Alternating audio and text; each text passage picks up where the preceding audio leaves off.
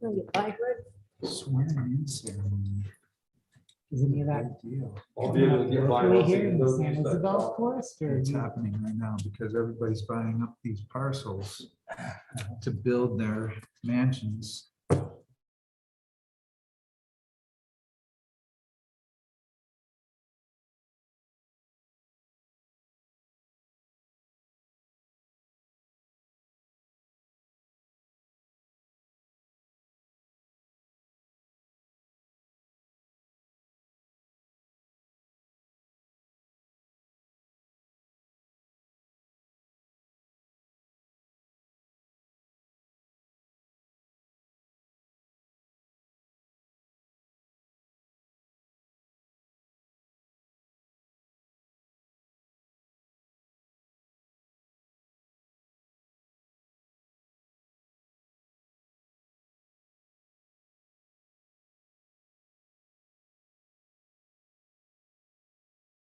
It again.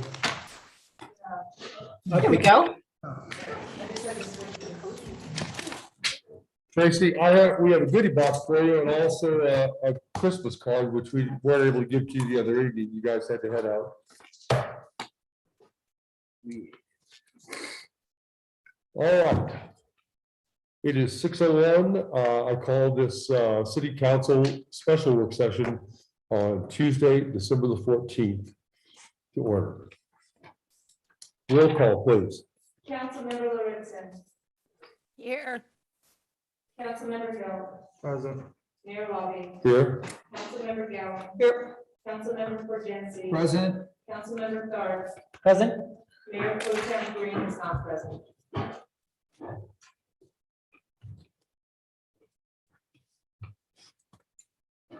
Okay. I'd like the approval of this agenda. Anybody feel like we need to change the agenda? Right now, there's just one thing on the agenda, so. It's a big one. To approve the agenda. Down seconds. Any other discussion? All in favor of approval of the agenda, please say aye. Aye. Any opposed? Any abstentions? Thank you. All were in favor. At this time, we'll entertain public comments. We have the Main Street Board is here. They would like to comment. Steve, would you like to comment as well? Afterwards. After them? Okay, thank you. Main Street Board would like your time and comment. Well, thank you guys. I know that Katie and Amy want to say a couple things. Basically, we're here just to say thank you. Just thank you for your continued faith in the program and the Main Street program. We are so excited with your renewed and increased contribution will really allow us to kind of flourish and really expand upon some of the programs that we've been able to accomplish in the last 9 months since the EDC took the program over. But more importantly, I just wanted the board members to have a chance to say a couple things. Thank you. My name is Amy Hall, and I've been privileged enough to sit on the Main Street Board for, 4 or 5 years, pretty quickly after the city adopted the Main Street program. And it's a fun program, but we have certainly had our share of ups and downs, and we've had quite a bit of change over the years. But between city council and the mayor's continued support, we've just been a little train. We just keep chugging along. So thank you guys for years of support, and thank you most recently for this vote of confidence in us. And we're excited to have Nancy. We're excited to have Meryl. We're excited to be moving forward and what I think is going to be like a stronger position than we've been able to have for a while. And there's so much important work going on with city council, so many important things going on with the city as a whole, and it's pretty special and fun just to get to kind of be like the smile of Leadville as the little Main Street board. We get to do some of the fun stuff, so thank you. Yeah, for- just steal that. Hey, what? Did you Thank just make that up? Thank you for letting us do that, supporting us to continue doing it. We really appreciate it. Erin Duggan is the president of our board. She's not able to be here this evening, but she wanted to express to all of you, thank you so much for your vote of confidence in our little program. We appreciate it. Thanks, Amy. Katie? Yes, and we wanted to extend it as well. It's just an amazing feeling too, to have this type of acknowledgement and support by the city. So like Amy stated, we wouldn't be able to do what we do for the city and for Main Street without that support. So we're extremely grateful for it and look forward to seeing what the years to come will bring. But again, just thank you. Thanks. Thank Meryl, you're the new kid. Anything? As the new kid, yeah, I just wanted to say thank you for letting me on board, and it's been a really amazing experience to be here. The short time that I've been here, I've seen so much flourish from all the contributions of you guys, and I'm just happy to be part of the group. So thank you so much. Absolutely, yeah. Councilmember Woods, someone would like to speak. Yes, Tracy. She shook her head no. Oh, I Sharon. didn't, I was applauding, not Okay. raising my hand. Thank you, and I'll close out. I will be emailing each one of you kind of our year-end review snapshot for Main Street. We presented at the council meeting, at our Main Street meeting, our very last Main Street board meeting last week. I think it would probably be interesting and neat for you guys to see.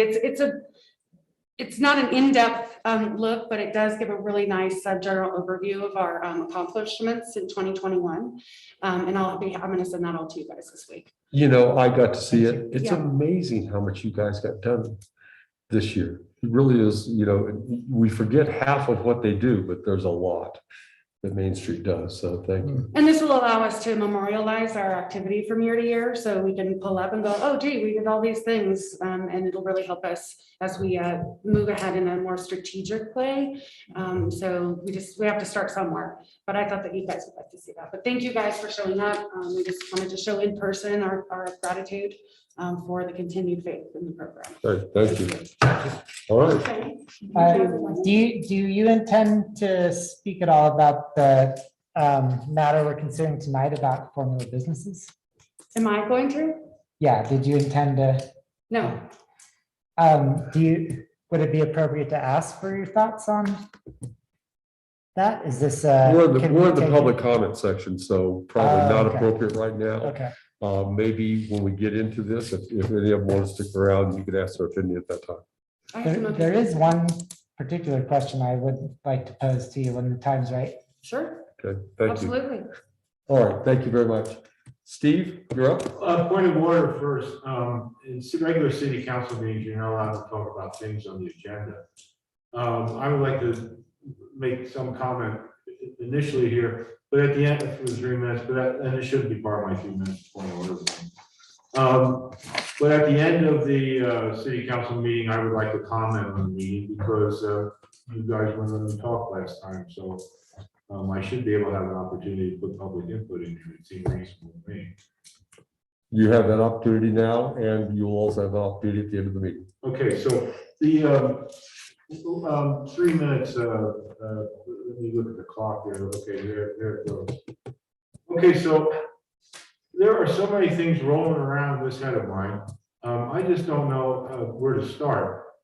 I guess I'm still incredibly disappointed in the lack of support of hardworking people in our community that work for a city, specifically animal shelter people and the janitors.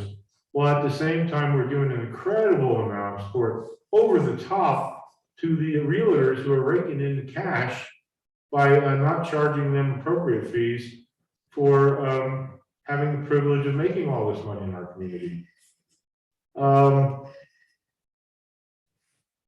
And the employee bonus thing is another little sty in the eye on this whole thing. And I just don't. I just can't fathom this. That we seem to really be into a more of a thing about gathering, granting privilege than doing decent things, or in other cases, in following the rule of law and enforcing the rule of law. There are many jokes and things like that in our society about the honesty of lawyers and politicians. And I guess it's I never really believed those things are true, and I see how dishonest and corrupt our political system is. I won't banter on anymore. I still have a minute and 45 seconds, 15 seconds. I was thinking maybe as a sanction, and if somebody could explain to me how to get things on the ballot. One ballot item would be charging the realtors, like $50 a month for any portion of the month that a sign is put out to sell something, which would also include individually signs in their windows for properties. And then another one should be sanctioning city council for a year worth of pay for not getting behind our own shelter people and our janitors by giving them 40 hours a week and the privileges and benefits that go with that, as well as health benefits. So I'm going to probably, in my somewhat fractured way, attempt to deal with these things and see if I can maybe come up with some ballot initiatives like that. And I'm out of time. Thank you, Mr. Prestice. Any other public comments on items not on the agenda? Okay, thank you. Seeing none, we'll go to housekeeping matters. Anything anybody wants to discuss before we jump into the meat of the matter? Mayor, if I may, Mhm. is there a way that just to his public comments, Mr. Prestice's public comments, is the sign issue an actual ballot initiative, or is that more of a fee and like that? How does that go when it comes to? There are signage? some signage that are protected by law. Real estate signage is protected by law. We have no ability to affect their use of signs anywhere. So, they put signs in yards that's not covered in code because it can't be. But I have a question. For Sure. example, up on the Mineral Belt Trail, just past at the animal shelter, there is a real estate agent, not a real estate agent, but it's Northcraft neighborhood sign Right. within the right of way. And then there's another Northcraft neighborhood sign within the right of way of Tritz Park. I've seen that, and I've told the county they should probably do something about that, but they choose not to.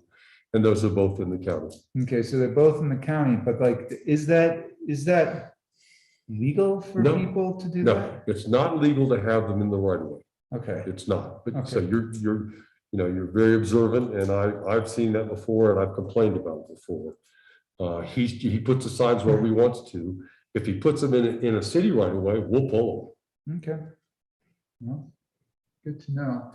I just feel that I understand in somebody's yard, if you're selling a house, you have to do that. But I do feel that perhaps we should ask that the folks that perhaps are putting those signs up, or maybe talk about that to the county. It's a very easy ask, and it's something that no other person can do. I can't go up, if I own a business, and put up Max's Chocolates as a sign, go down to Harrison in the Mineral Belt Trail, or that's not allowed. And Right. now if it is, I'm gonna start putting on my own signs and tell people to Well, go over and eat my They're pizza. clearly not enforcing it. And I've talked to, it's been probably a year since I talked to Michael Irwin about this.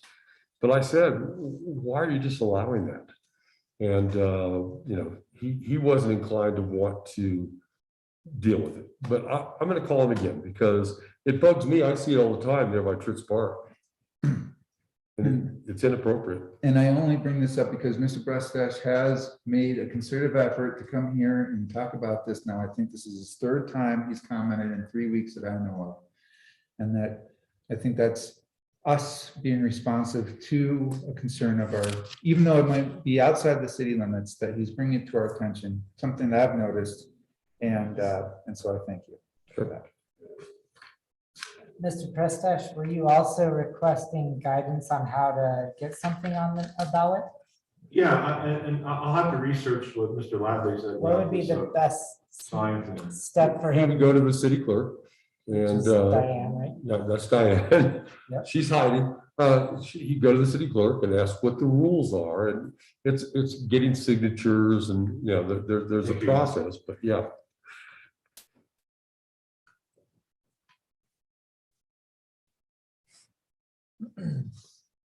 I've got a couple quick things. We've talked about American Rescue Plan funding. The county commissioners and I met on that subject. I can give you a real quick update on what we've decided to this point. We have decided to fund 4 of the requests. We're not going to fund, and 4 others we've asked for. No, 3 others we've asked for follow-up, and 1 of them pulled their request for the time being. So I'll go over that real quick. Full Circle, we've granted $50,000, and the county share is $33,850, and the cities is $16,150. I'm planning on having those checks cut this Friday. Bright Start is also $50,000, and the same numbers, $33,850 and $16,150. Now, Bright Start is a 4-year program, so it'll be $50,000 a year each year for 4 years. The Full Circle is a 1-year ask. The wraparound program, that's a 3-year. It's a $60,000, 3 years, so $20,000 a year. So we will cut a check for $6,460. And then St. George's is a little bit different. They requested money from each of us separately. And so we both agreed that we would, they've asked for $50,000 that each, the city and the county, would grant them $25,000 out of those funds. So they've asked for some follow-up from C4 about their program and their request. They've asked the center, Superintendent Massey asked to remove their request. They're going to come to us with a different request. That's all. Rocky Mountain Child Council, we have decided that we do not want to fund that right now. And that was part of the input you gave us too, so I appreciate that. The Lake County Community Fund, we have some questions about their food card program, where individuals who go to the pantry get a $40 voucher to go to one of 8 restaurants in town. We had some questions about what money's left and how it's split between Eagle County and non-Eagle County residents. And also they have talked about making that a seasonal program. We want to know if that's what they're going to do before we do any grants. And then Get Outdoors Leadville, the county commissioners are going to ask Vanessa for a work session on their request. So that's the update on ARPA What funds. was the third one you meant? There was Full Circle, Bright Start. Wraparound program, and we only received that request like the day before we met, or the Friday before we met on Monday. And that was 6460 for 3 years out of the city. Yes, each year for 3 years out of the ARPA funds. So as we look at those funds, which are just sitting there, I'm glad we're getting some money out to the nonprofits and helping, and also, you know, it's not for the other 3 that we've asked for input back. You know, I have no doubt they'll be funded, but you know, to what extent, I can't tell you. That depends a lot on those meetings. Well, it's good to hear that money will go out. I know it's much needed right now. Oh, I know it is too. And, Yeah. but I'm very pleased that we're going to be able to help, and the county is probably a little more reluctant to give money out than we are, because they have some you know, big ticket items and you know, hanging over them. Okay. Any questions about any of that? Mayor, was St. George's 50K for a year, split Yes. 50/50? So one One year, year, 50/50. okay. It was only a one-time request. And I could, you know, I did put this in writing to the county commissioners, and so I'll send it out to all you guys also, so you'll have kind of a recap of where we are right now, and I'll keep you updated. And does, like, your recap, would it say how they're gonna put the money to use and, those types of things? Well, 'Cause that's all part of the application the applications process. themselves. Okay, Yeah, if you'd like to see copies of those, I'll just scan the whole thing and send it to you. yeah. But you got it once before, Mhm, except some of those were not in there. right, Yeah. so. Thank you. You're welcome. Anything else on housekeeping there? I would just like to say thank you for the lovely get together to all who worked on that. It was really nice to gather and see the city team all together. That's great. It was, yeah, it was really fun. I enjoyed it. Nice evening, wasn't it? Yeah, very pleasant. Yeah, so thank you. Appreciate it. Sure. You dissecting chocolate? Aha. I know what's in it. Okay, thank you. At this time, we have in front of us, I'm sorry, I go have one ahead. more, just. Yes, so that, please. City council to be aware of is that I'll be attending with you, I believe, tomorrow, the Lake County Trails Coalition meeting. Oh, yes, yes. And so That's just a Zoom meeting, isn't it? this is in- Yeah, that's what I Yeah. thought. Yep, and so hopefully, I'm attending as a concerned citizen / city council. meeting.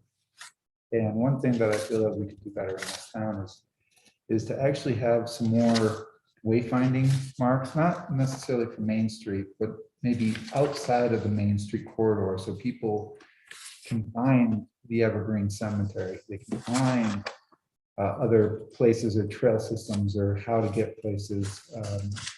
So, I mean, this is our city center, this is where people go. Mhm. I think there's a lot of trails that we perhaps don't do very much, and then just immediately outside the city center itself, we have some opportunities to make it so we can provide better services at trailheads and that kind of stuff. I think that's a great idea. And actually, the county was included in all that planning. And they then they're supposed to fund the signage for, let's say, Huck Finn Park or any parks that they want to light or field. They were supposed to use the same wayfinding design and get those up around town. Okay. And I Okay. haven't seen that happen. I don't know where they are in that. Nancy, you know anything about it? Sorry. No worries. But no, so, and maybe more to your point, like, okay, let's say they put up a nice sign at Huck Finn Park and it looks great and it looks like the rest of our signs. How do we get them to Huck Finn Park? Now, there is an arrowed sign downtown that says Huck Finn, but I don't know, it's hard to know how helpful that is. You know what would be helpful is maybe with those signs having maps in those map holders. That we have the map holders at the bus stops. I don't think we have map holders at the wayfinding signs. Now, I have a feeling making sure our Google Maps are up to date would be time well spent. Because there are like a lot of unnamed parks on Google Maps, for example. Unnamed parks, but you could have trails, I have a feeling that's how most folks are finding their way around That's a good point. these days. So how do we go about getting that up to Hey, date? raise your hand if you read sites. Maybe this could be part of tourism panel responsibilities. Well, that's an interesting thought. Maybe they could put something in play. I do have one Well, I thing. just have some thoughts about tourism panel in general. We did, not, to your point, I feel like the baseline of the business community, Main Street is growing, right? So we're a block off the avenue now, and that's happening more and more. And so those businesses are struggling with, how do they market themselves off the avenue? I've had many conversations, and I know the city's working through what that would look like, but yeah, maybe some type of expansion. We talked about that on at the Main Street board level, about some ideas that we had around, helping those guys identify themselves, and the parks would be amazing. I'll give you a quick insight into one of the problems that we're having. It's been an ongoing issue with the sandwich board signs. And CDOT just says they're illegal, which is not entirely true. They're legal if the sandwich board sign is for that business and it's chained to the building. That's the only way CDOT considers them to be legal, but it has to be for that business. Now, we see a lot of these sandwich board signs that are referring, and appropriately so, to businesses that are not on Harrison Avenue. CDOT told me years ago that when we put wayfinding in place, they were going to take all those signs away. And that's exactly what they do. I don't know if you've ever seen what CDOT does. It's sometime during the night, those signs just disappear. The sandwich board? Doesn't matter. They don't care. They'll take any sign that's in their right of way that's Are they illegal. concerned about our current wayfinding signs? No, they love the wayfinding signs. Oh. That's not the issue. The fact that we they said they would leave the sandwich board signs alone until we got wayfinding up. Now we have wayfinding up, and I'm just waiting for the other shoe to drop. Because I know a lot of these businesses really do depend on those sandwich board signs to kind of direct people off of Harrison Avenue. And that's not something we're gonna have any control over when it happens. But it's gonna be very, it's gonna hurt some businesses' ability to attract people off of Harrison Avenue. Yep, I'm thinking about the new barbecue Yeah, place. Mo's got I a sandwich just bar saw- right yeah. by PB&T. I just saw that sandwich board go up. How But big then- a deal is that though? Because if I go to a new town, I look at the map on my phone, I'm like, oh, cool. there's a You're the barbecue only spot. one, though. Yeah, well, you're. Are the people youngest really person. like? You're the People new- do you're the that. youngest Gen Yeah. Z. Yeah. aren't you? You're like, I Yeah. don't know where to eat because there's Yeah. no sign. Cisco, yes and no. I mean, you make a really good point, but I think a lot of it is because there is so much foot traffic, with the families. Yeah, And they Yeah. probably don't think about like, oh gee, maybe I should look to see, so unless you're planning ahead, I guess there's a fair amount, especially in the off season, is when we really need to concentrate. sure, about yeah. Helping the Yeah, market. I'm And, sure it couldn't hurt. My fear is that, because we don't want the avenue littered, if you will, with a Mhm. bunch of non-consistent, Yeah. no design guidelines, there's no fees, it's willy-nilly, and if we allow that, I want them to be able to market, but we gotta do it in a more strategic way. And I'm afraid that, so that person got grandfathered, and that person gave that person permission, and, you start making these exceptions, and it gets really, When it comes to those, there's gonna be no grandfather. yeah. This is a conversation Lori and I have been having, especially recently. She's had like 4 requests for sandwich board signs. Right. And if you read our code, it is both baffling and contradictory. Great. Yeah, And so I don't want to get into the details of that, but Okay. it's a problem. I happen To be done. to kind of like the sandwich board signs. As long as they look nice, and people do a good job, I think that's an effective tool people should be able to use. But when we're no longer able to use it, it's just not something we're going to be able to control. So that's good to know. If we did go forward and let's just say CDOT had a miracle and we could do something like that, it'd be nice to be able to have something more organized and professional where businesses could sign up for a sign program and you have this sandwich board and we manage it. So it's not one from Amazon and one from, Mhm. So there's so some there's continuity. design well, consistency. there's not much continuity. What we ask of them is just please make it look nice. Is there, I know when I grew up as a mall rat, right, in the late 80s, early 90s.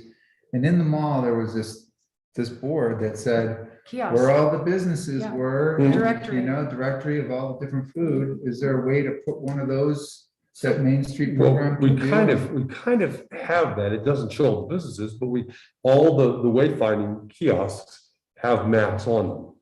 You know what, we did discuss that for the parklet, is doing just that, a community directory in the parklet, the restroom parklet that Main Street and the city are doing of the visitor center. Oh. Wouldn't that be, the Parklet. visitor center would Yeah. be most appropriate and Yeah, have that parklet, yeah. mall directory. and- Well, it's a CDOT term.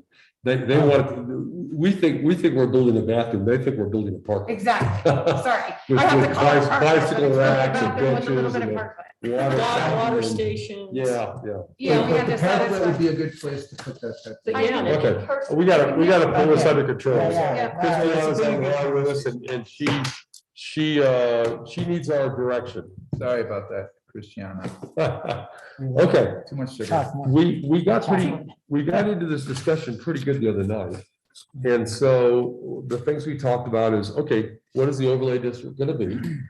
And then if we, and I think we had we had agreed that it would go from 12th to Spruce through those two curves. Yeah, I think we had consensus on that. What we have to decide, Tracy had the suggestion, and instead of the alleys, we go to Poplar and Pine, which there were some different opinions on that, but I've said I can live with that. I actually think it might be a good idea Yeah. to control to Poplar and Pine. Let's start with that. Let's do one at a time. First of all, do we feel like we have consensus on the overlay itself? From 12th through town to Spruce. I think we have the length, but not the width. Okay, I would agree with that. and then we do have, I think we have consensus there, but then we also we're considering a conditional use down to. Let's do one thing at a time, just so we have clarity. Let's talk about the width in the retail core, which would actually be all the way from 9th all the way to Elm. And actually around the corner where it would come all the way down on Pine to Highway 24. And on the other side, it would be Poplar, but remember Poplar only runs to 3rd Street. Looks like what we have, and maybe this isn't accurate. Pine would be right here, Yeah. but see, we've extended it. Let me look. That's the blown up. Yeah, The that's same. fine. It just means that all of this would be included. Mhm. That's all, down to there. It wouldn't change this, it would only extend. You sure that's Pine all the way over? there? Yeah, yeah, Okay. same, All right. yeah.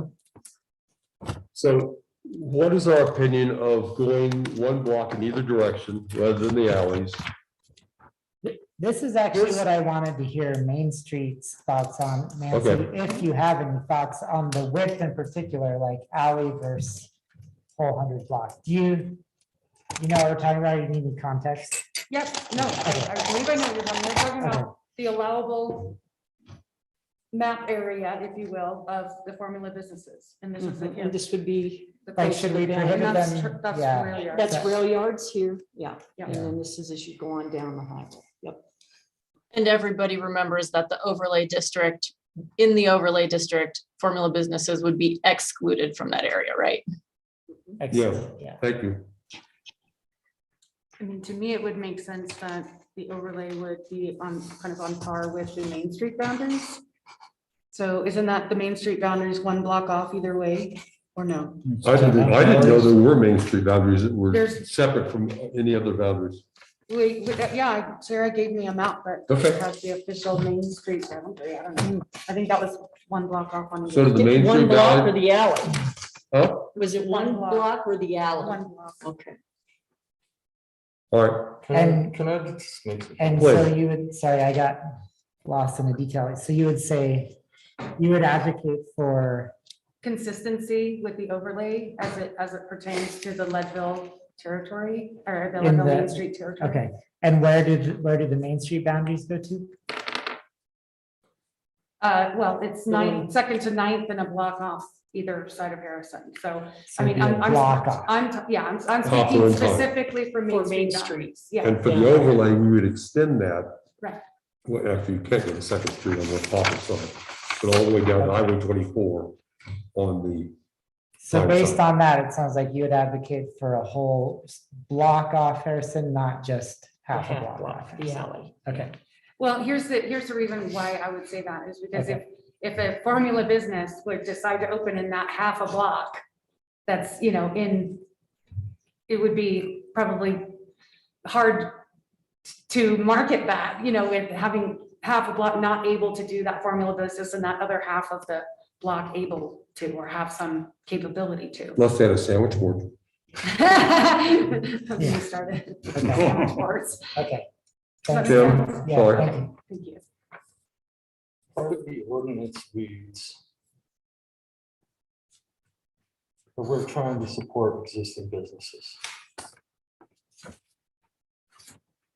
We have existing businesses that are formula businesses.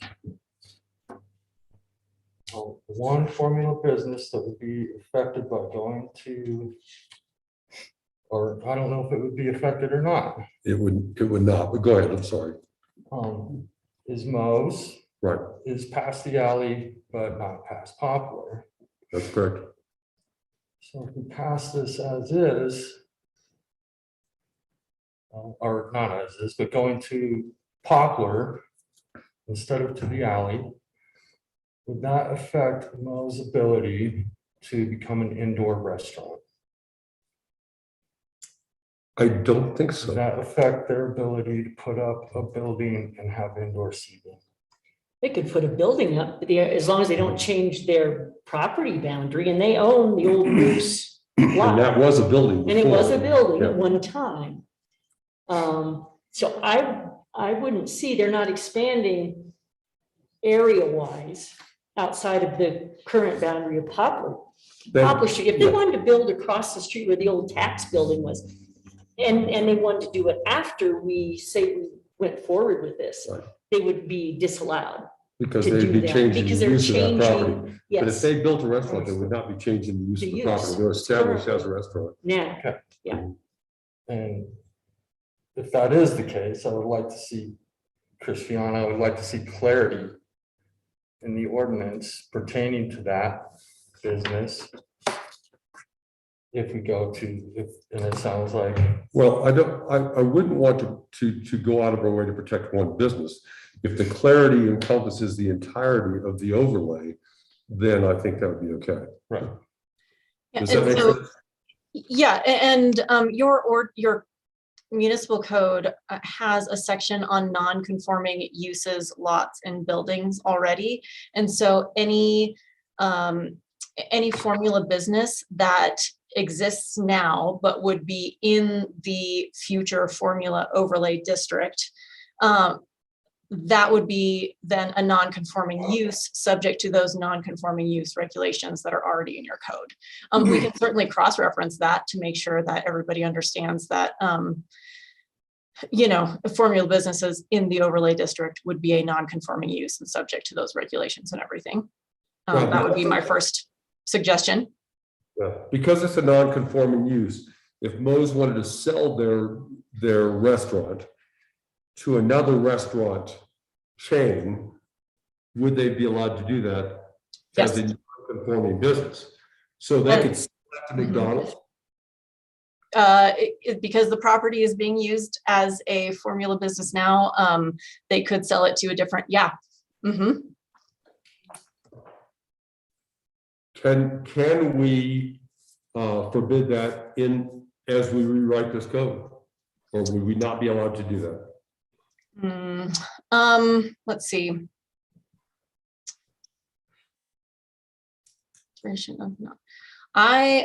Let me look at what your non-conforming regulations already say.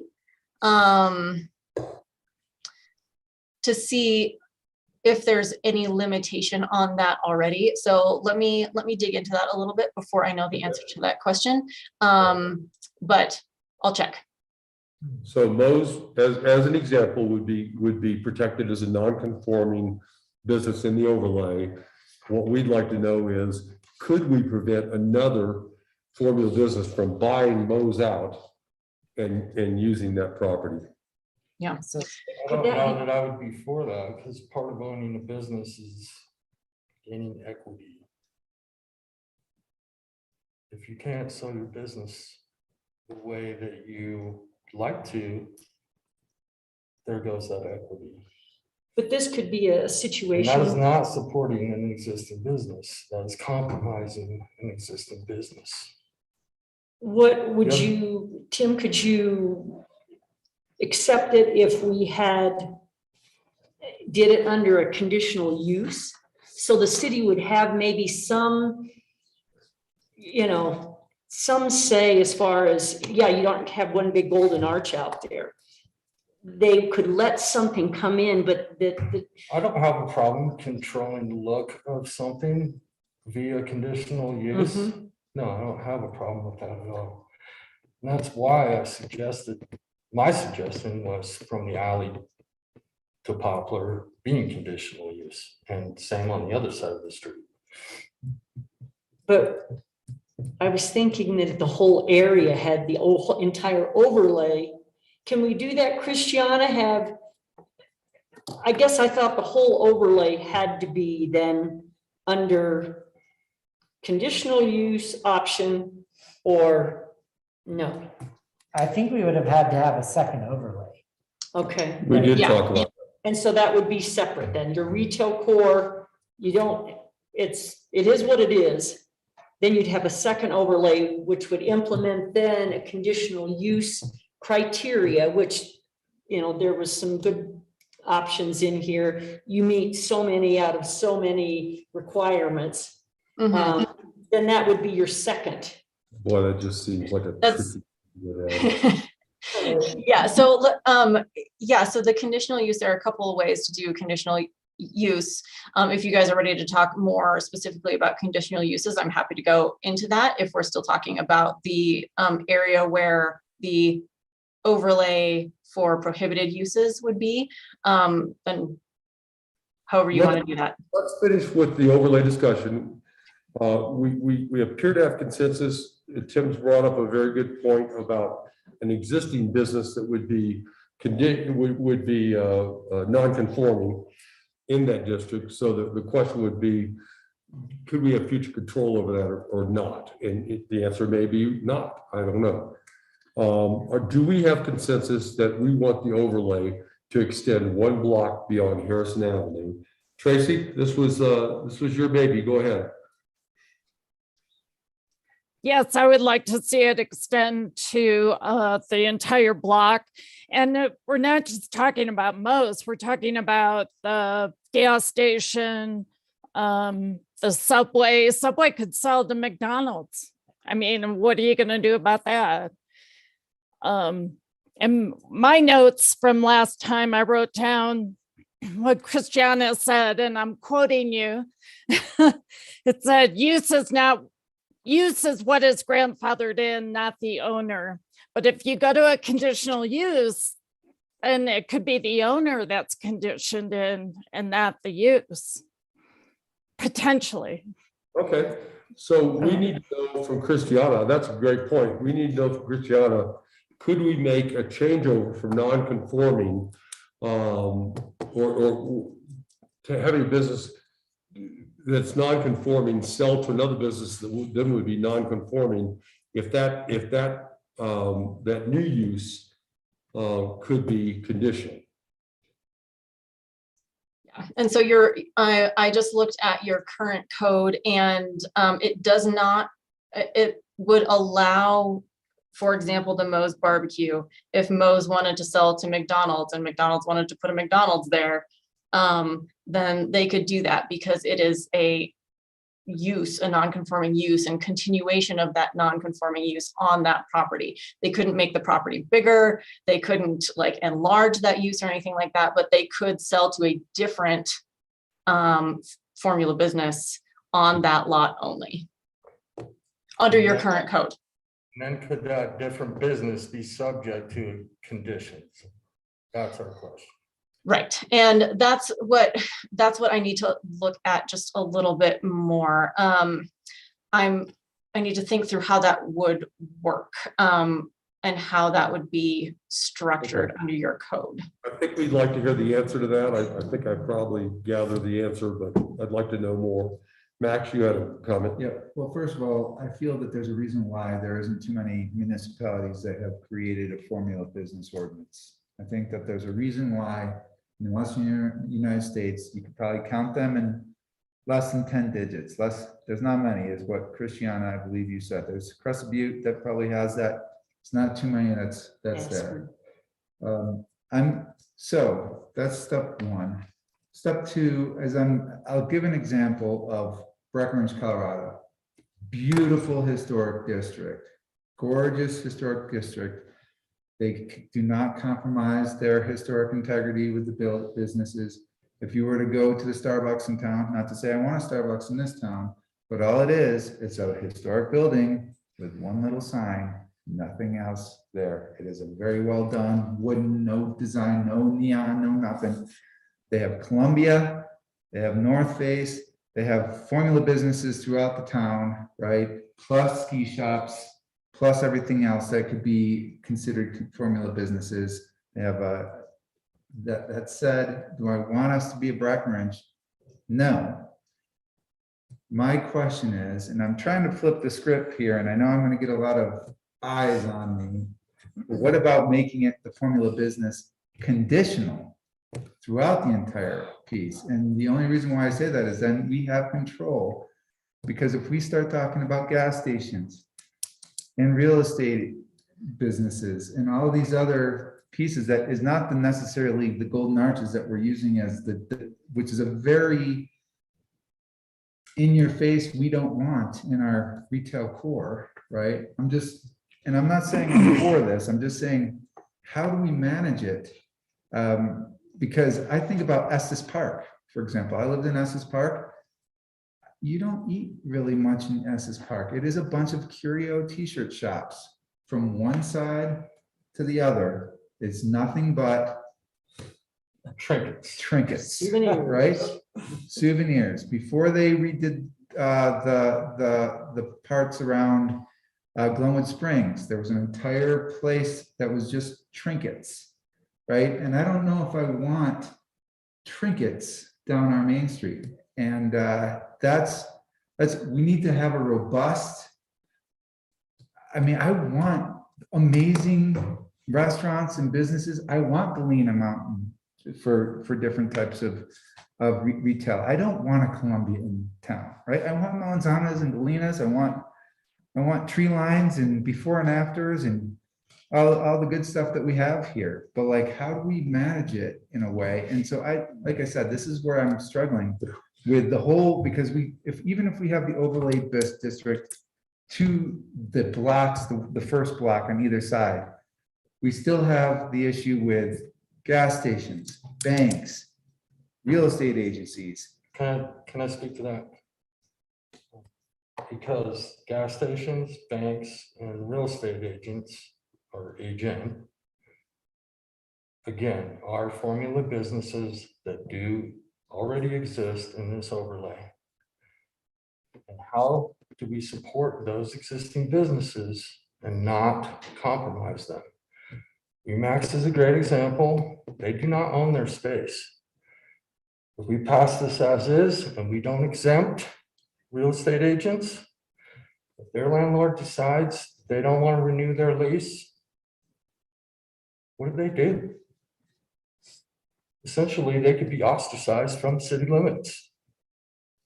Not from city limits, certainly from the overlay district. The overlay, yeah, that's what we're talking about. Yeah. And if, Yeah, what if there's no No place space, else to what go? Ken's saying, where else can I you just go? don't know how you start making exceptions for people. You know, I real like, estate I do want to disagree with you, Max, and respectfully, it's not. because I it's an know, idea. I get it. I have always been after the purity of this, and I get that. I mean, I don't want to be a zealot, but I want to say, I don't want any more in our downtown corridor. I want to protect the historic nature of this very special downtown, and I don't want it to deteriorate. And that's where I'm coming from. I would go just the opposite direction. I'd say absolutely not. They're prohibited in this downtown area. We shouldn't be making exceptions. And the only question is for the ones who are non-conforming, you know, what could be the potential ramifications of them selling to another form of business? And that may be a reality we may have to just live with. I don't know yet. But I want the purity of this downtown to the extent we can do that. And I understand, and I'm not going against it. These are ideas. They're not something that I'm anchored to whatsoever. I'm just bringing them up as examples. Yeah. And my point again is the rail yards, right?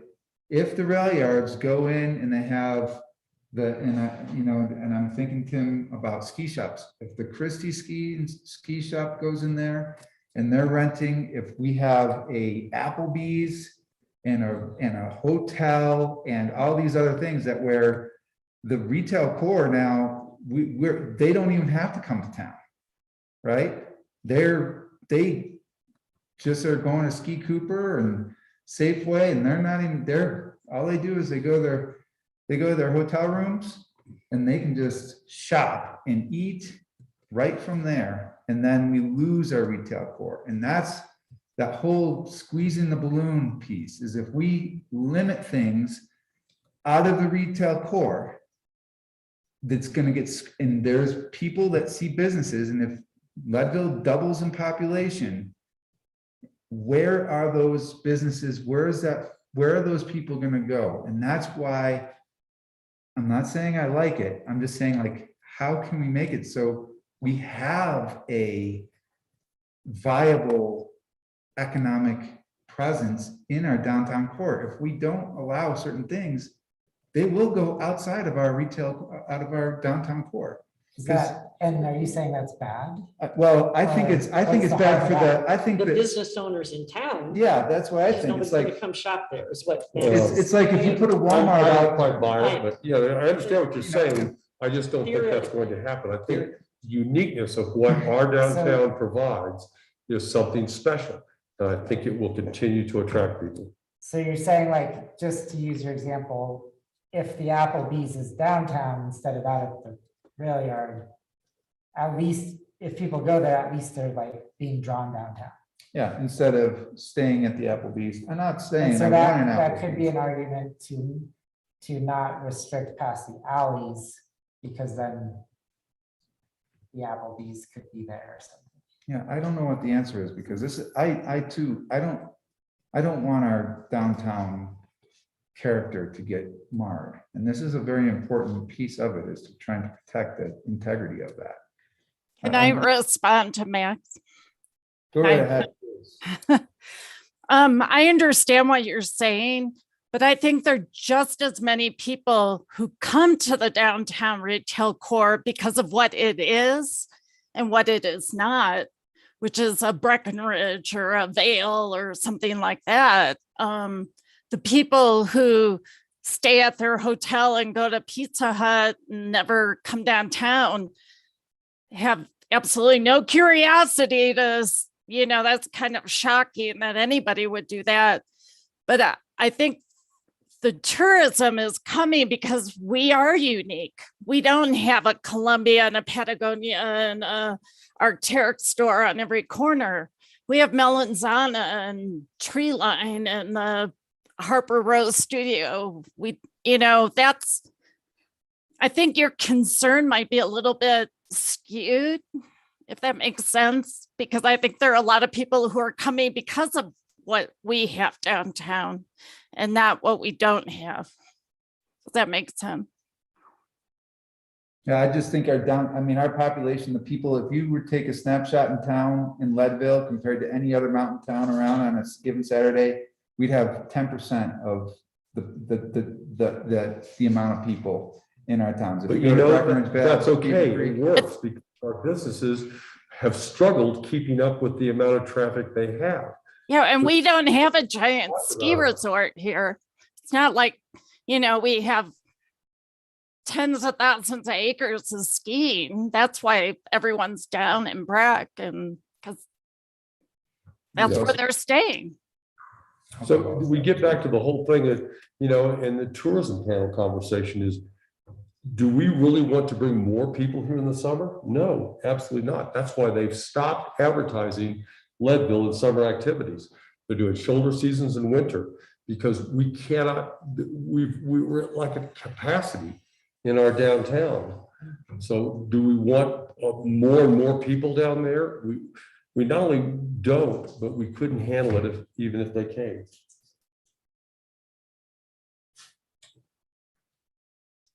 I mean, to your concern, I suppose we could make the whole thing conditional use and then just deny them as they come through. I think that is a headache you probably don't want. Did, we had discussed maybe reaching out to Crested Butte or Aspen to see if they had any reflections on their process. Did we hear from them at all, or did you reach out to them? Anybody? I have not. Okay. And then I wonder, could we, to Tim's concern about like the Remax example, if they were to move, could we allow an existing business in this overlay to move within the overlay? No, not usually. usually they can't move location, they can't be enlarged, they can't be altered and things like that. So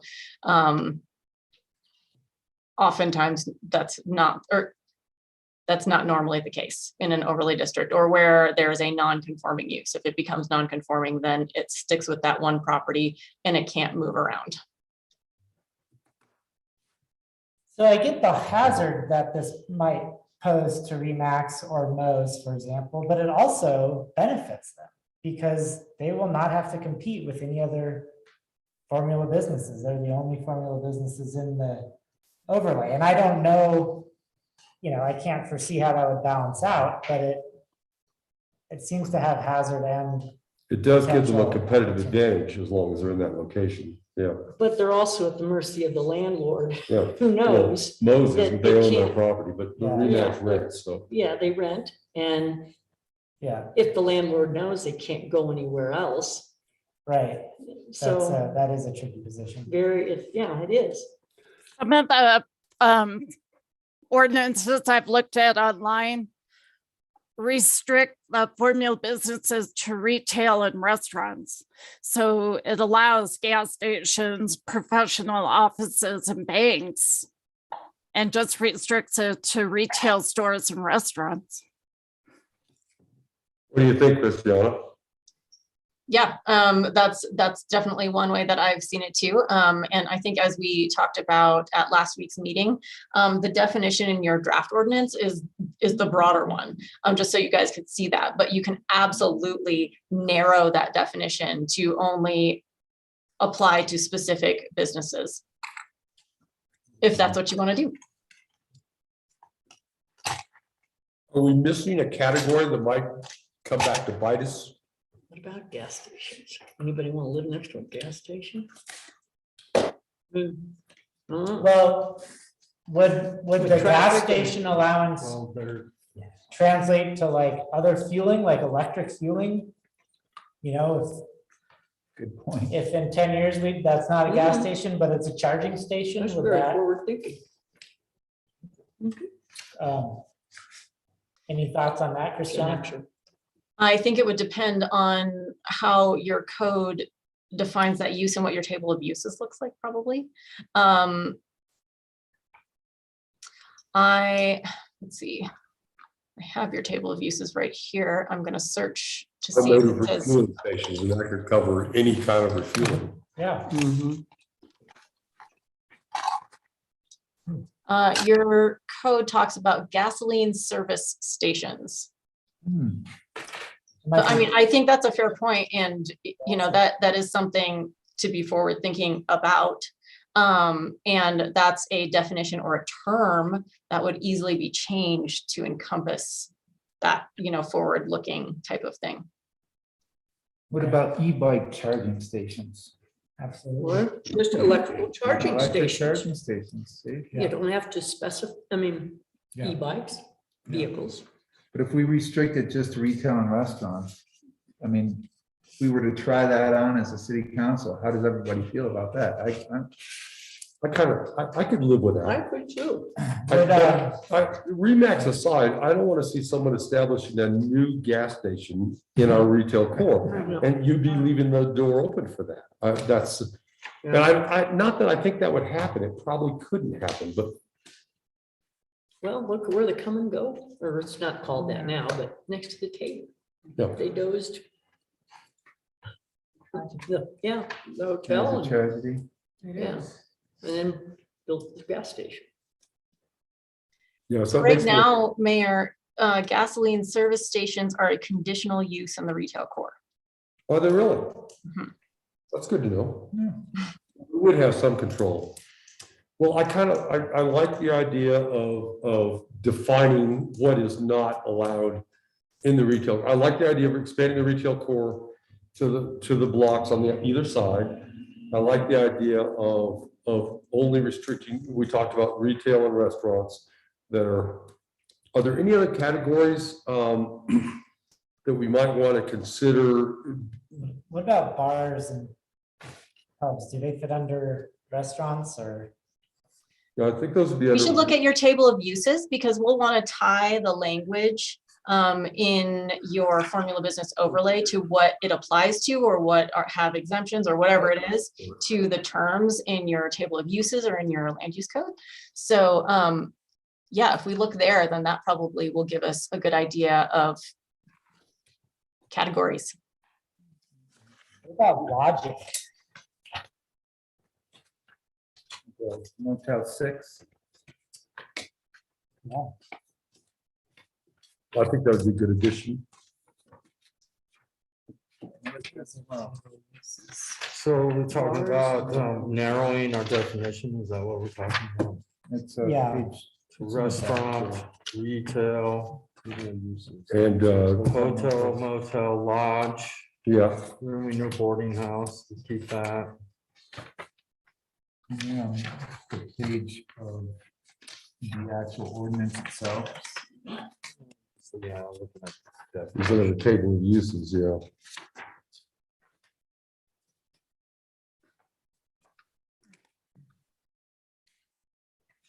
So That's bars and right. So, I lounges. mean, in Rooming, boardhouse, in the service, or commercial definition business. of omitting the word services or commercial business. That's what bars and lounges are conditional use in R1, R2, TR. What about RC? I Just believe an R let's see, no, I two. think that's a use by right. I wanna make mine up. Let's see, just a minute. I need a ruler, actually. But, you know, Christiana, we're almost going to have to, we're going to form a separate category. Instead of the 6 we're looking at, we'll have 7. Because the overlay district will be another category in which we have to fill out the table of uses, right? Nope, we won't have to do that. If it's an overlay district, we can just add a section. So you'll notice that, you know, for example, your National Historic Overlay District is not listed here. That's true. And so for this overlay district, we would not have to do that. I thought about that too, Mayor, and I was looking at that and I was like, oh no, we're gonna have to do all this work for all these different uses in this new zone district. But no, it's an overlay district. We don't have to add it here. We just will have to add the regulations applicable to that overlay district to a new section of your zoning code. So what in this overlay district should be prohibited? I think we've, restaurants and retail, that was pretty easy. Lodging, should it be prohibited? I think so. Again, formula lodging. What about formula bars? Yeah. Yeah, we don't wanna, what do they call those, like a wingers or? Twin Peaks, Carlos and Charles. Hooters. I was just gonna say. A lot of those places might qualify as restaurants. I don't know, but Yeah, they do if they're, depends on what they are. What they have in Denver, and I haven't seen it in other places, they have just tap rooms. Yep.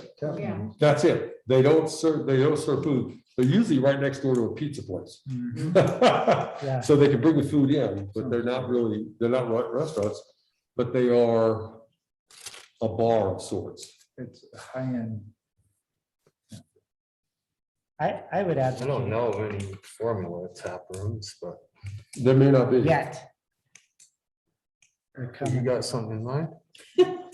You never know. Looking for some anymore. investor, freight tap room incorporated, or what? In Oregon, they had growler refill stations. Can't even get the taps to work there. You just go up and right at the. Tracy, Christian, any thoughts on anything that we're kind of missing in terms of what we should be prohibiting?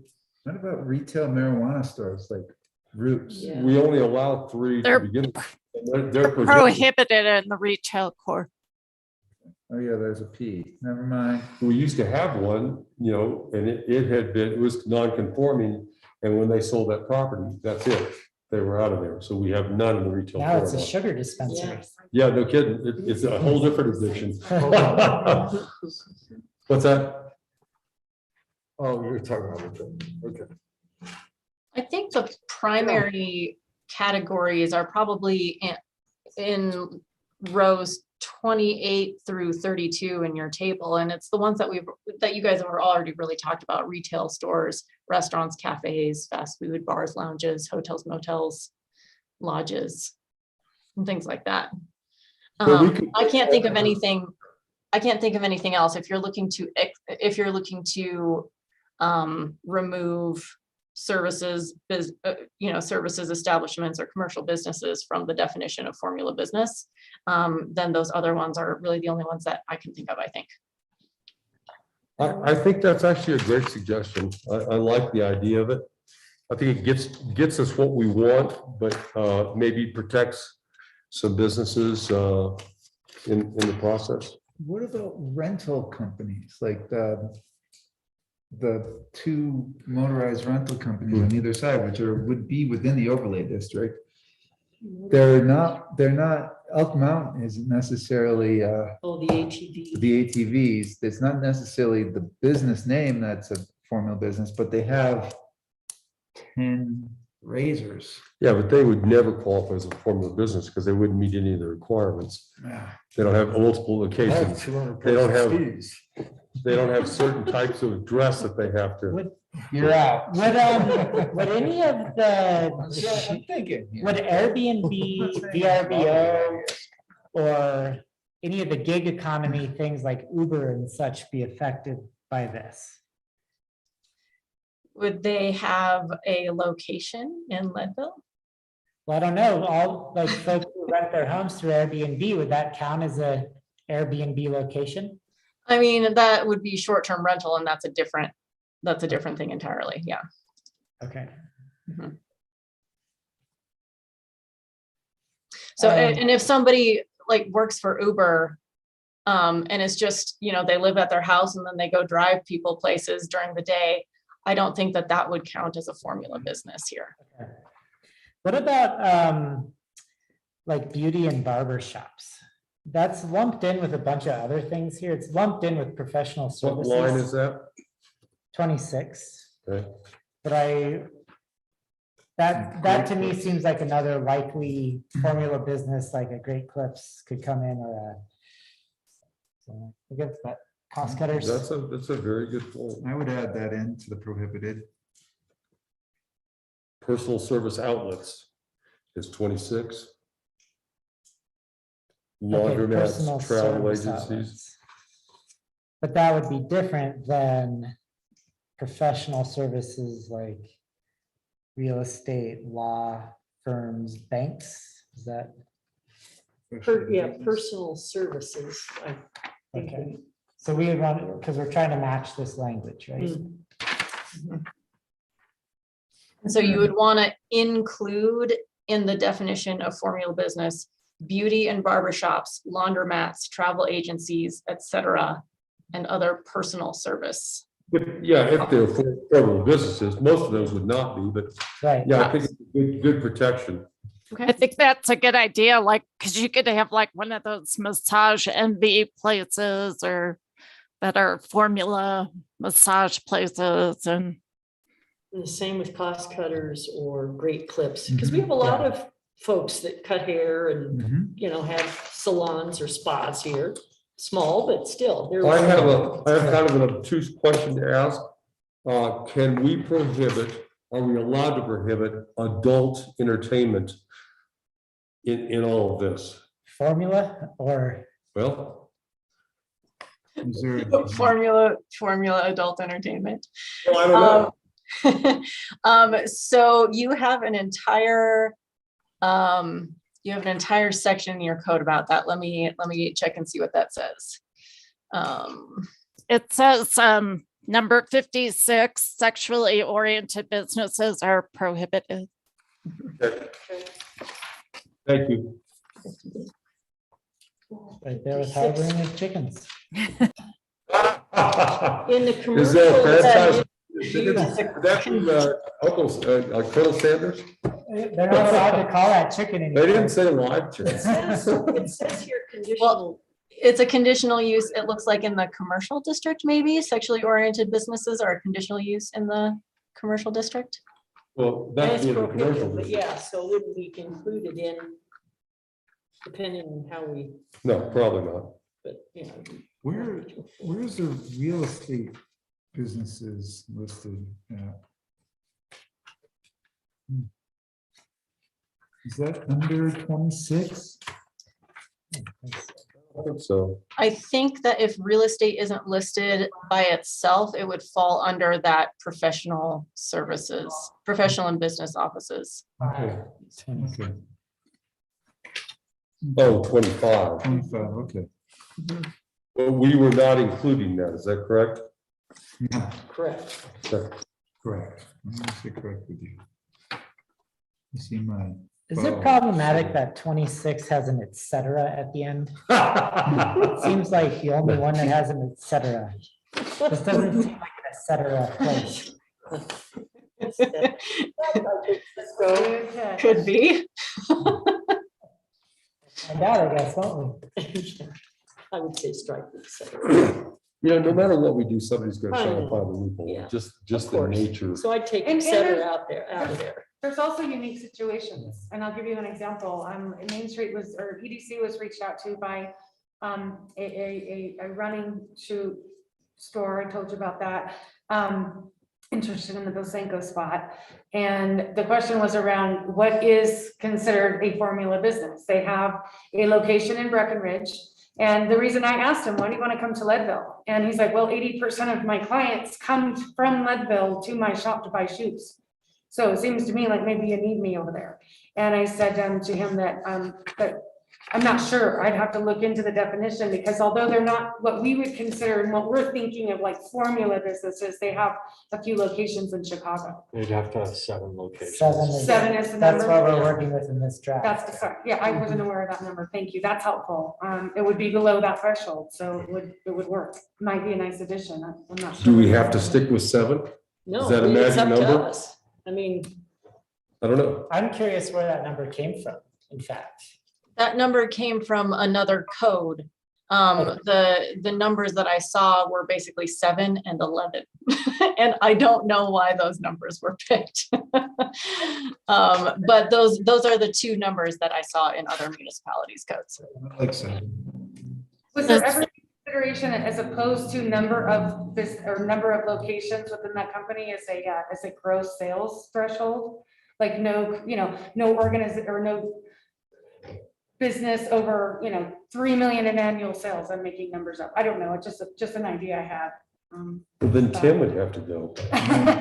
Sorry, Tim. I wish. Like that in here. I was just curious. Yeah. I did read that the city of Sonoma, their threshold is 250. Oh, so that keeps out like the big franchise. Yeah, Because I think of kind of like, what's the point, They don't have 7. Right. But, anyway. Yeah. Yeah, I know that's an interesting number to play with because it does essentially allows for some small regional, I don't know if you'd call them franchise at that point, but yeah, Casa Sanchez, Quincy's. yeah, sure, it's another one, sure. Christiana, how we doing? I'm having opinions. Well, let's see. In my memo, I think I had a few questions that I needed answered, and so let's look at that. And okay, so how should formula business be defined?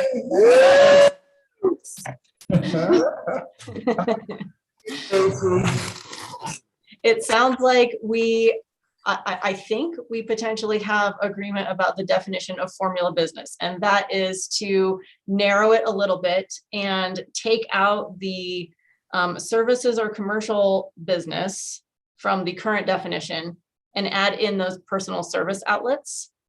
Am I also hearing that we want to make sure that we include bars, lounges, restaurants, cafes, hotels, motels, lodges, rooming, boarding house, and retail businesses? Those all stay in or will be added in if any of those I said aren't listed currently.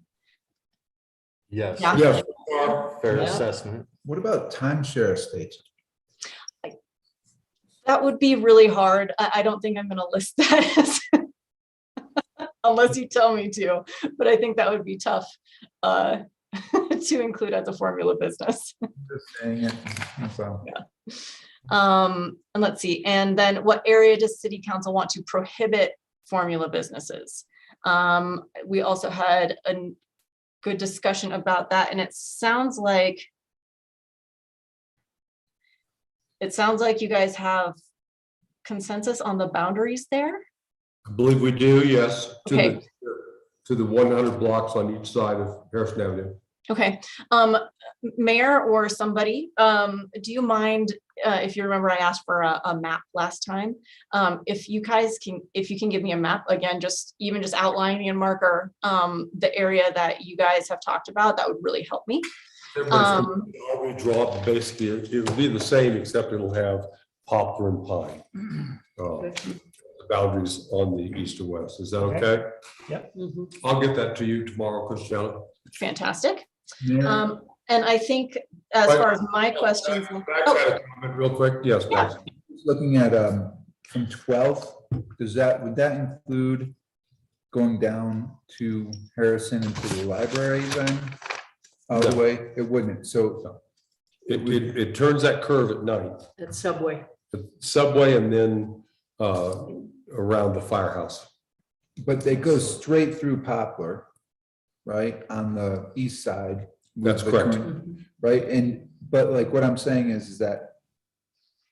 So if you, Ends at 9, doesn't it? Pine ends at 9, Pine ends at 8. At 8. Pine ends at 8. Mhm. No, that's right. Pine goes from 8 to the highway, and then Poplar goes from 9th, actually, you know, in terms of what we're looking at, all the way to 3rd.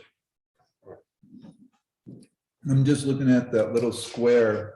Yeah, he's looking at us across the street from the Family Dollar down to Harrison, where the Dexter house is and Up all on the that hill. area, that on the other side of the hill. Yeah, that, because if you look at the way it's drawn, it's drawing in just the commercial district Mhm. in there. That was the intent, is to not get any TC, TR, residential, anything. Just stay in the outlines of the commercial district. Got it. Okay, so we're just gonna incorporate into the overlay district some TR and TC. Around the corner there, yeah. Yes, Okay, no R, copy. don't think so, but even if there were, I wouldn't object to that. We need clean lines. We need very understandable boundaries. Okay, I'm good. I'm just trying to shoot holes into it as well. What about your house? Thanks. Okay, so I think the last issue, if we dare go there, is whether council wants to allow formula businesses as a conditional use anywhere. Or if you want to stop here, call it good with where we're prohibiting these and just leave the rest of your table of uses and whatnot as it is. Go ahead, Max.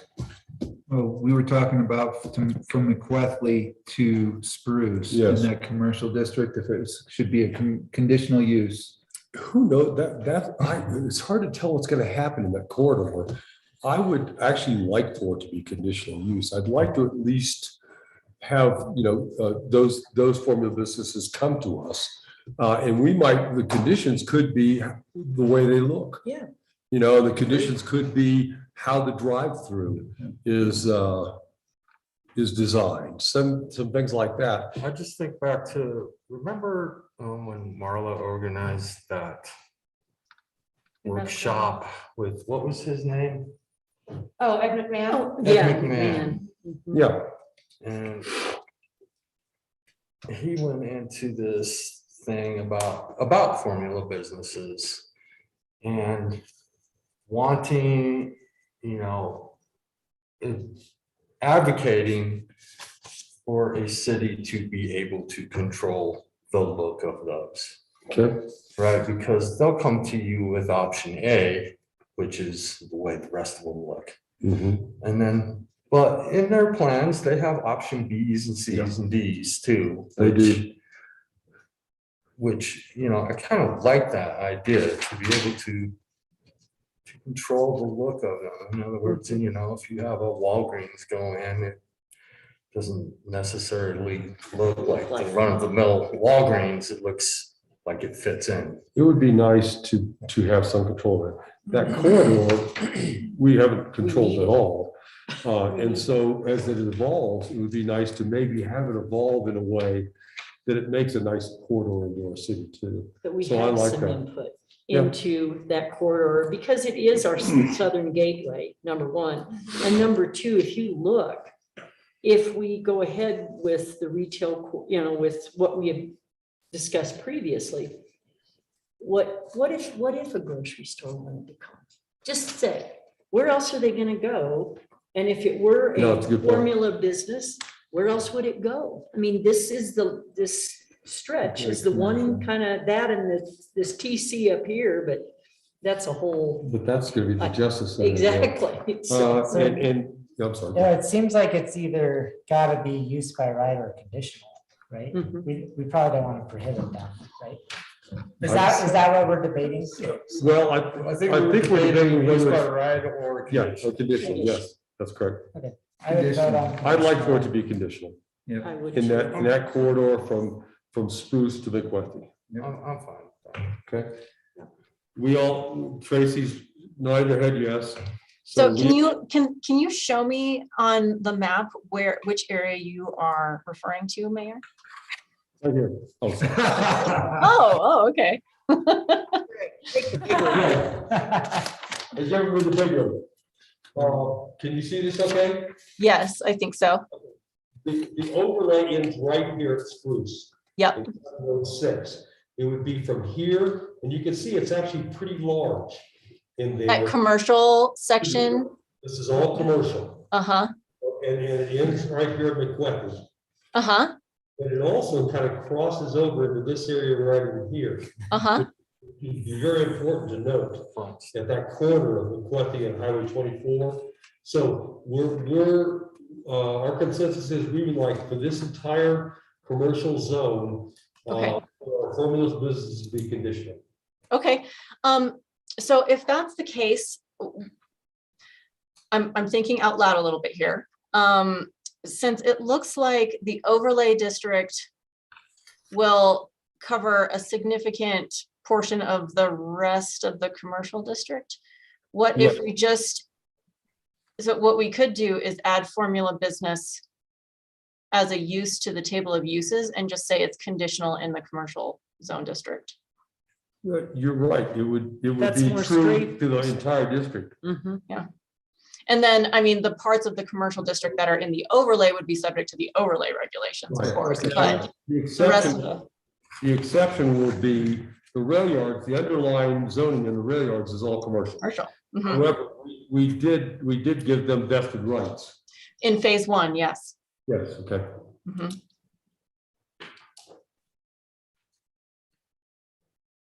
So would this apply to phase two? Really? I have to tell you, I'd rather it didn't because I think that there are some things we shouldn't totally control. My big worry, my worry is not the rail yards because he has very strict covenants in place about how everything will look, even for businesses. And he said that over and over again, and I believe him. The other side of the highway is county. Mhm. And unless county planning is willing to do something similar Yeah, on that side, yeah, there's nothing we can do. yeah. So Mayor, just to make sure I'm hearing you right, you said that you would prefer that the formula businesses are not a conditional use in the rail yard property? That would be my preference, yes. Okay, so if the city ends up granting a vested rights agreement for phase two, like you all did for phase one, likely what the rail yard will do, though I can't speak for them, obviously, but like they did for phase one, they'll want their PUD to be part of their vested rights, and the PUD sets out the uses, right? And so if the city approves the PUD for phase two as part of the vested rights, then that's what would apply and not govern, not the city's regulations. Still negotiation then. Yeah. Mhm. Very good to know. Yeah, in phase one, he did the PUD, but he did the vested rights a long time after that. Yeah, I okay. know. Yeah, that should not have happened. I do understand. Those things should have happened together. Okay. So what do you guys think? We're talking What's about what's the consensus for conditional use of formula businesses? from Spruce to McCarthy. From Spruce to McCarthy? But I Yes. think, but wasn't Christiana saying it would be cited as under the commercial district because everything else here is covered by the overlay district, correct? Yep. Does that make sense? So we'd do 2 changes. We'd have an overlay in the core. From excluding 12 the- to, those, and then commercial table of uses would change to be conditional use for. For formula Right. business. So if you guys look at the draft ordinance, I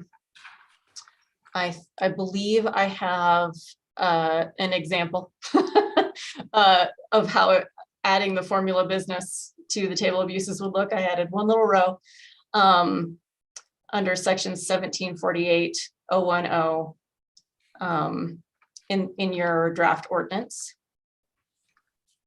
1748.010. Mhm. So if we add formula businesses to the table of uses, then we'll need to make sure that we say whether it's prohibited a use by right or a conditional use in each of those zone districts. I'm only showing one. just the 59 formula. Yeah, 59 is the businesses. only one I'm showing. And. Yeah, that I only added the one row. So like that would be added to the end of the table of uses. And I made sure to show each of the existing zone districts. And, you know, this is just an example of what it would look like or potentially look like. Where formula businesses are prohibited everywhere, but in the commercial district, it's a conditional use. That makes sense.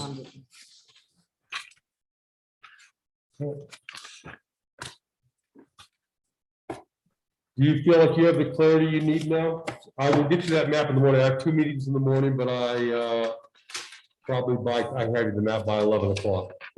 Yeah, the last thing, if we're gonna go with a conditional use, then we've got to talk about conditional use standards.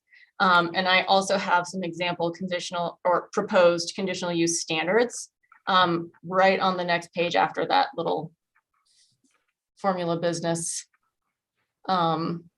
row there that you just looked at. It says formula business CUP standards. Okay. And so this is modeled off of what I saw in other jurisdictions codes for conditional uses for formula businesses. And one of the things they did was that, you know, where, like, for example, in the commercial zone district, if a formula business meets at least 5 of these 13 standards, then they could get a CUP to go in the commercial zone. And that's how it's set up here.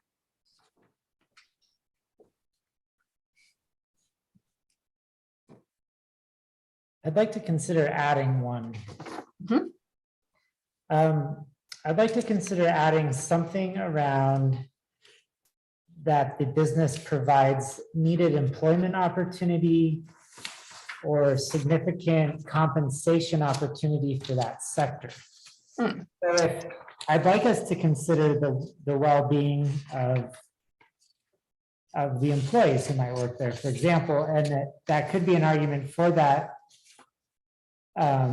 formula business if it, you know, provided significantly better compensation or Like competitive wages. competitive wages or, you A know, certain number of jobs created. yeah, and like right now, we're experiencing the opposite of that, but there could very well be a time again where we need some more jobs in our community, and I think that's worth considering.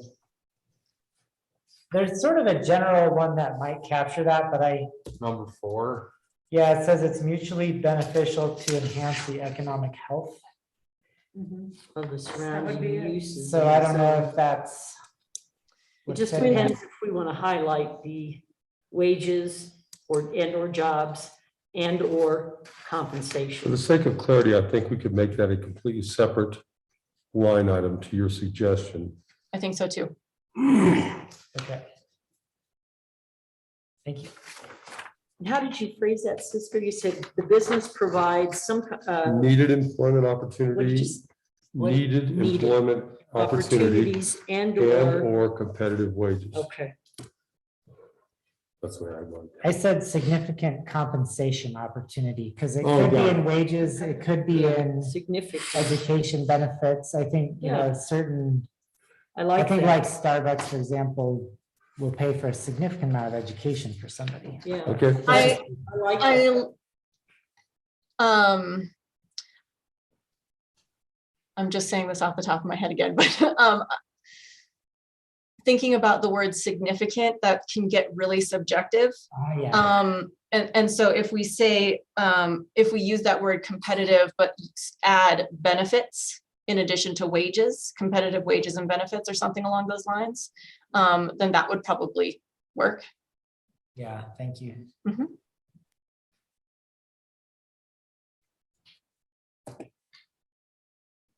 Nice. Yeah, it's a good one. Yeah, Another forward thought. all right. We're good. You young people. Good for you.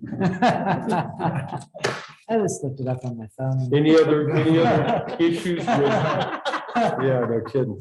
Keep Googling it. In terms of CUP standards, anything else? Tim, has a thought? No, I'm good. with Okay, this. all right. I do have a question on what number 7 means. Proposed use helps to place the city in a leadership position as a place of innovation and creativity. So, Well, this is a condition that if you have a super cool creative business, then hey, Leadville's gonna be at the top. And that adds, you know, a point to your bucket. Well, like a tech company or something. Of some sort.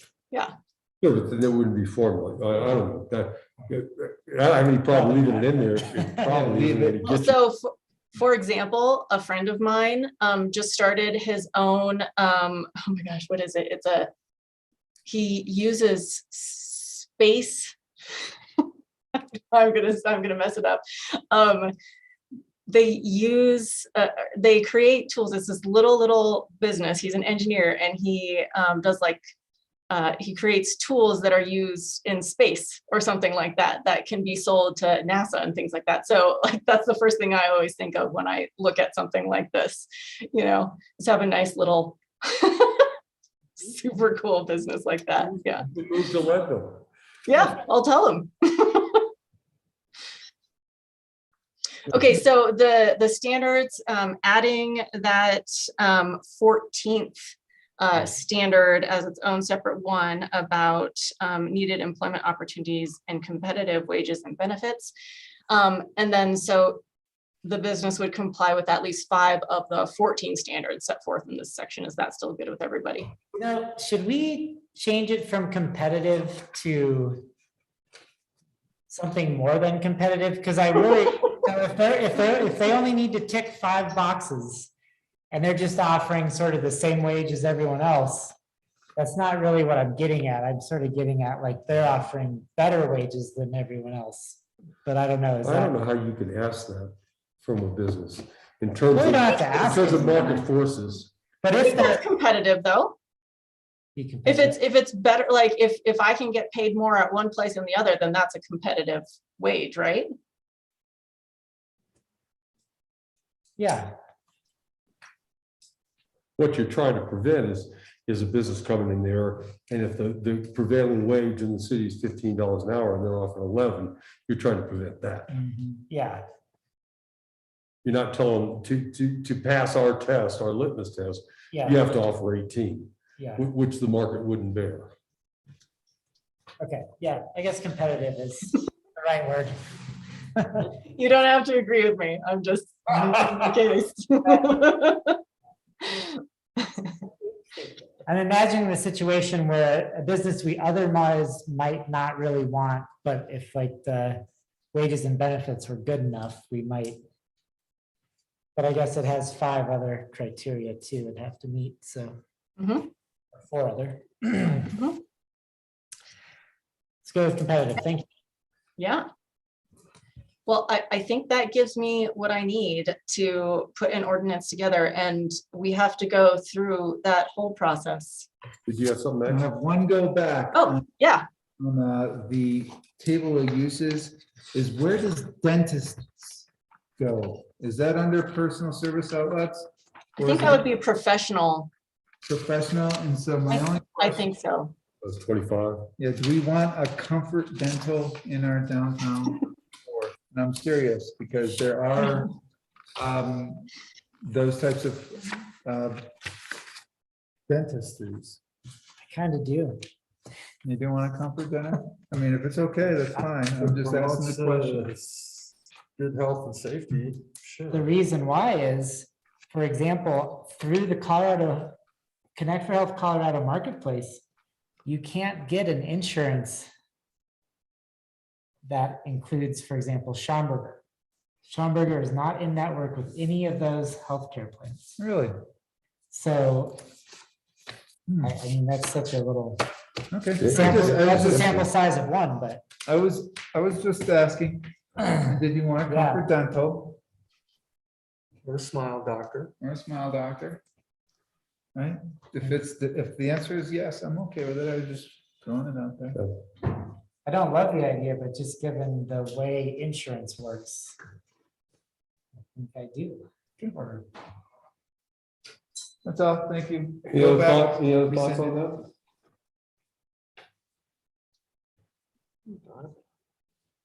that?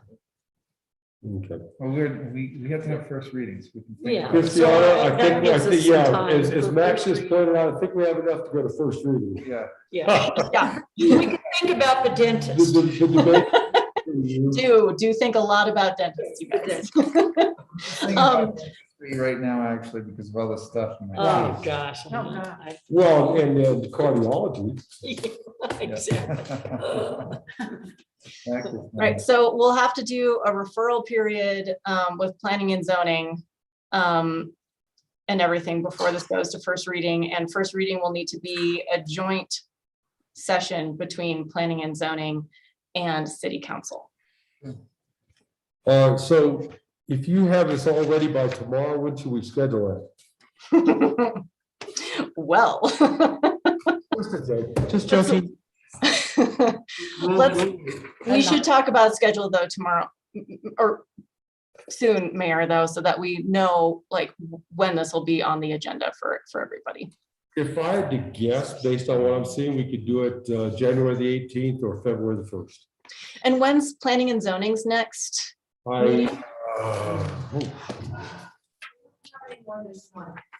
So they'd be in January also. Okay, So we could request, they have the 12th of January as their next meeting. okay, We could request possibly that they move that to the 11th and have a joint meeting on the 11th, which would be the in-between week, just for this. okay.